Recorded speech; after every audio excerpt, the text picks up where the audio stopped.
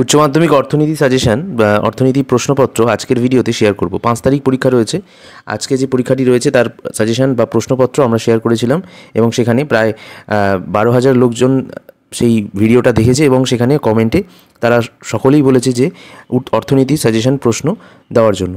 তো সেই কারণে আজকের এই ভিডিওতে তোমাদেরকে মান 5-এর ও কী ধরনের প্রশ্ন আসে অর্থনীতিতে সেইগুলো দেখিয়ে দেবো। স্ক্রিনের উপর থেকে দেখো, নিচ থেকে ওপরে হবে হ্যান্ড রিটেনে লেখা রয়েছে যে প্রশ্নগুলো, এই প্রশ্নগুলো কিন্তু তোমাদের করে যাওয়ার জন্য অনুরোধ করছি। যেমন বৃহদায়তন উৎপাদনে অভ্যন্তরীণ ব্যয় সংকোচ, এটা পড়বে। স্বল্পকালীন পরিবর্তনীয় অনুপাতের বৈশিষ্ট্য, উৎপাদন প্রক্রিয়ার 3টি স্তর, যেগুলো যেমন মোট গড়, প্রান্তিক উৎপাদন, এগুলো কিন্তু পড়বে। মানে মোট গড় ও প্রান্তিক উৎপাদনের মধ্যে সম্পর্কটা, এটা পড়বে। তো এই কয়েকটি প্রশ্ন পড়বার চেষ্টা করবে এবং এর পাশাপাশি আরও কিছু প্রশ্ন রয়েছে। তার আগে বলে দিই যে এই প্রশ্নগুলোর উত্তরগুলো সম্পূর্ণ কিন্তু জয়দেব সরকারের বই থেকে কিন্তু তোমরা পড়তে পারো। এছাড়া কিন্তু যারা অন্য বই থেকে পড়তে চাইছো তারাও পড়তে পারো। এবার আমরা অন্য চ্যাপ্টারে দেখব যে দেখাও কীভাবে পূর্ণ প্রতিযোগিতার বাজারে একটি ফার্ম দীর্ঘকালীন ভারসাম্য অবস্থায় পৌঁছে শুধুমাত্র স্বাভাবিক মুনাফা অর্জন করে। ব্যাখ্যা করতে হবে, ঠিক আছে? Very very important. আরেকটা ব্যাখ্যা করো কীভাবে পূর্ণ প্রতিযোগিতামূলক বাজারে মোট চাহিদা মোট যোগানের ঘাত প্রতিঘাতে মাধ্যমে একটি দ্রব্যের দাম নির্ধারিত হয়। তো এই দুটি প্রশ্ন এই চ্যাপ্টার থেকে কিন্তু পড়বে।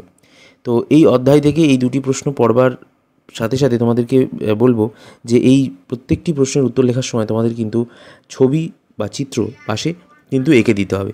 চিত্র পাশে না আঁকলে কিন্তু তোমাদের সমস্যা হতে পারে।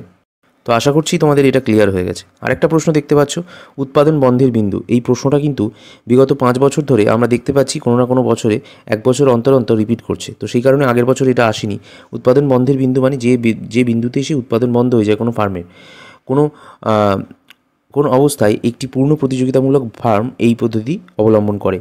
পার্ট সিতে বিভিন্ন ধরনের প্রশ্ন আসে। তার মধ্যে দেখো প্রথম থেকে দিয়েছি খাজনার আধুনিক তথ্যটি সংক্ষেপে আলোচনা করো, অথবা রিকার্ডোর খাজনা তথ্যের অনুমান, এগুলো পড়বে। শ্রমের ব্যক্তিগত যোগান রেখা পশ্চাৎমুখী হয় কেন, ব্যাখ্যা করো। এই প্রশ্নটাও কিন্তু অবশ্যই পড়বার চেষ্টা করবে।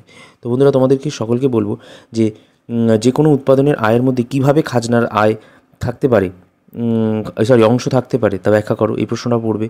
এছাড়া শ্রমের প্রান্তিক উপযোগিতা ধারা, এটাও কিন্তু পড়বার চেষ্টা করবে। তো যে প্রশ্নগুলি স্ক্রিনে ফুটে উঠছে এগুলো কিন্তু তোমরা জয়দেব সরকারের বই থেকে ভালোভাবে পড়ে মুখস্থ করে খাতার মধ্যে লিখে নিয়ে নেওয়ার চেষ্টা করবে। তারপর শ্রমের প্রান্তিক উৎপাদনশীলতা ধারা কীভাবে মজুরির হার নির্ধারিত হয় আলোচনা করো। তারপর হচ্ছে কেইটসের মতে নগদ অর্থ হাতে রাখার 3টি উল্লেখ কী কী ব্যাখ্যা করো। নগদ পছন্দের তথ্যে কীভাবে সুদের হার নির্ধারিত হয়, এই প্রশ্নটাও কিন্তু পড়বে। পার্ট ডিতে বিভিন্ন প্রশ্ন আসে। তার মধ্যে প্রথম প্রশ্ন, জাতীয় আয় পরিমাপের আয়শুমারি পদ্ধতি, এটা কিন্তু তোমাদের একেবারে পড়ার জন্য অনুরোধ করছি। বাজার দামে মোট জাতীয় আয় এবং উৎপাদন ব্যয় মোট জাতীয় আয়ের মধ্যে পার্থক্য। 3 নম্বর প্রশ্ন, উৎপাদনের উপাদানগুলির আয় যোগ করে কিভাবে জাতীয় আয় পাওয়া যায় তা ব্যাখ্যা করো। এই প্রশ্নগুলি কিন্তু পড়বে। কোনো দেশের জাতীয় পরিমাপ করার অসুবিধাগুলি আলোচনা করো। বন্ধুরা, এর পরের প্রশ্ন, স্থূল জাতীয় উৎপাদন ও নিট জাতীয় উৎপাদনের মধ্যে পার্থক্য লেখো। আয়ের বৃত্তস্রোত কাকে বলে, ব্যাখ্যা করো। এই প্রশ্নটাও কিন্তু অবশ্যই পড়বে। তো এর পাশাপাশি আমরা দেখে নেব যে এর পরের অধ্যায় থেকে কোন কোন প্রশ্নগুলো আসবে।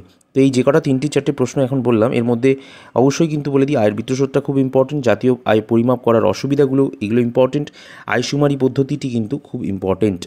পার্ট ইতে বিভিন্ন প্রশ্ন আসে। তার মধ্যে প্রথম প্রশ্ন, বাণিজ্যিক ব্যাংকের কার্যগুলি সংক্ষেপে ব্যাখ্যা করো। বর্তমানে দাঁড়িয়ে এই প্রশ্নটির গুরুত্ব প্রচণ্ড পরিমাণে রয়েছে। বিগত 2 বছর আসেনি এই প্রশ্নটি।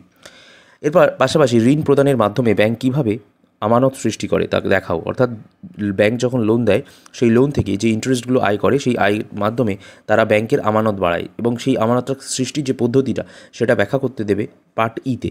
এর পাশাপাশি আমরা দেখব যে পার্ট এফে কী কী ধরনের প্রশ্ন আসতে পারে। কোনো দেশের যে সমস্ত ব্যালেন্সের হিসাবে খাতের যে নিয়ম এগুলো কিন্তু আসবে, পার্থক্য আসবে খাতের, ঠিক আছে। লেনদেন উদ্বৃত্তের হিসাবে পাওনার দিক এগুলো আসবে। নমনীয় বিনিময় হার ব্যবস্থায় কীভাবে ভারসাম্য বিনিময় হার নির্ধারিত হয়। বাণিজ্য উদ্বৃত্ত ও লেনদেন উদ্বৃত্তের মধ্যে পার্থক্য লেখো। তোমরা ক্লাস 11-এ সেমিস্টার 2-এ এখন দেখবে সমপার্থক্য করছে অনেকে, কিন্তু তোমাদের এইচএসে এই সমপার্থক্য ছিল। তো সেখানে দাঁড়িয়ে সমপার্থক্য নির্ণয় করো। আমরা স্ক্রিনের উপর দিয়ে দিয়েছি। 100% চান্স রয়েছে এর মধ্যে থেকে যে কোনো একটি পড়ার। তার মধ্যে 1, 2, 3, 4, 5, 6, 7 7টি সমপার্থক্যের অঙ্ক দিয়ে দিয়েছি।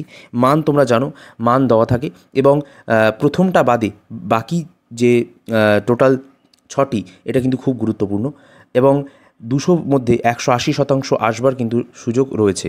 তো এই সমক পার্থক্যের অঙ্কগুলো শুধুমাত্র এবছর নয়, 2015 থেকে 2023 অবধি বা 2024 অবধি সমস্ত কোশ্চেন পেপার ফলো করে তবে আমরা এই জায়গাটায় পৌঁছেছি এবং এই কোশ্চেনটা বানিয়েছি।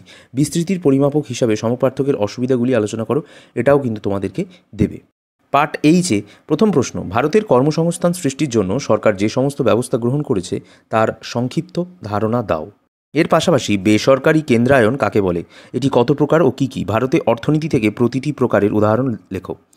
3 নম্বর প্রশ্ন, ভারতে দরিদ্র বজায় থাকার কারণগুলি লেখো, এবং এই প্রশ্নটা কিন্তু তোমাদের অবশ্যই আসবে। ভারতে দরিদ্র বজায় কেন রয়েছে, মানে গরিবত্বতা কেন হটানো যাচ্ছে না। এর পাশাপাশি ভারতে আয় বৈষম্য হ্রাসের জন্য যেসব ব্যবস্থা গ্রহণ করা হয়েছে সেগুলি উল্লেখ করো। ভারতে আয় বৈষম্যের কারণগুলি বর্ণনা করো। ভারতবর্ষের বিভিন্ন ধরনের বেকারত্বের বৈশিষ্ট্যগুলি আলোচনা করো। এরকম প্রতিটি বিষয়ে সাজেশন পেতে আজই সাবস্ক্রাইব করো শুভ।